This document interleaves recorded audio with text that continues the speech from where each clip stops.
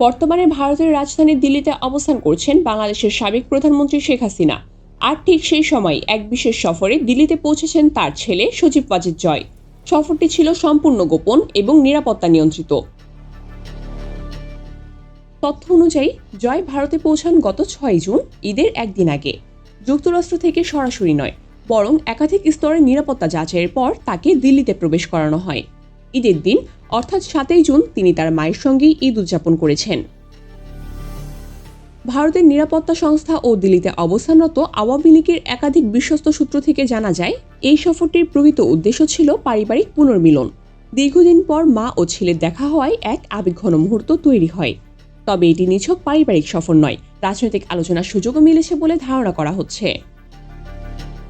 সজীব ওয়াজেদ জয় সাম্প্রতিক সময়ে যুক্তরাষ্ট্রের পাসপোর্ট অর্জন করেছেন, তবে তিনি আগে থেকেই গ্রিন কার্ডধারী ছিলেন। এই নতুন পরিচয় পাওয়ার পর ভারত সফর নিয়ে কৌতূহল তৈরি হয় এবং শেষমেশ তা বাস্তব হয়। এই সফরের সময় শেখ হাসিনা অবস্থান করছেন দিল্লির একটি সুরক্ষিত জায়গায়। শুরুতে তাকে রাখা হয়েছিল গাজিয়াবাদে অবস্থিত হিন্ডন বিমান ঘাঁটিতে, যেখানে শুধু সামরিক ব্যক্তিত্বদের প্রবেশাধিকার রয়েছে। পরে তাকে সরিয়ে দেওয়া হয় দিল্লির একটি গোপন ঠিকানায়, যেখানে তিনি এখনও অবস্থান করছেন। শেখ রেহানাও বর্তমানে একই জায়গায় অবস্থান করছে বলে জানা গেছে। তবে শেখ হাসিনা কন্যা সাইমা ওয়াজেদ পুতুল, যিনি বর্তমানে WHOর দক্ষিণ পূর্ব এশিয়া অঞ্চলের আঞ্চলিক পরিচালক হিসাবে দিল্লিতে কর্মরত রয়েছেন, তার সঙ্গে জয়ের সাক্ষাৎ হয়েছে কিনা তা এখনও নিশ্চিত করা যায়নি। দলীয়ভাবে বলা হচ্ছে, জয়ের এই সফরে রাজনৈতিক মিটিং বা গণমাধ্যমে উপস্থিতির কোনো পরিকল্পনা নেই। এমনকি আগে এই কথাও ঘুরপাক খাচ্ছিল যে সে কলকাতায় সফরে যাচ্ছেন, আর তাও বাতিল করা হয়েছে।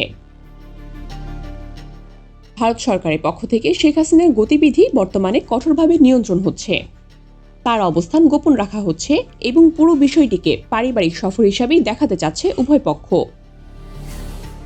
আওয়ামী লীগের একাধিক বিশ্বস্ত নেতার ভাষ্যমতে, জয় এসেছেন মায়ের সঙ্গে কিছুটা সময় কাটাতে। রাজনৈতিক আলোচনার সম্ভাবনা থাকলেও সেটি ছিল গোপন এবং সীমিত পর্যায়ে।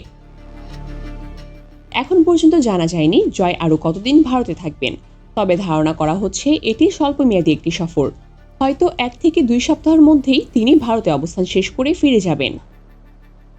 যদিও সফরটি ছিল একান্ত ব্যক্তিগত, তবে এমন একটি সময়ে শেখ হাসিনার সঙ্গে তার ছেলের দেখা, যখন বাংলাদেশের রাজনৈতিক আবহ অত্যন্ত স্পর্শকাতর, তা অবশ্যই নতুন করে বিভিন্ন ধরনের জল্পনা কল্পনার জন্ম দিয়েছে।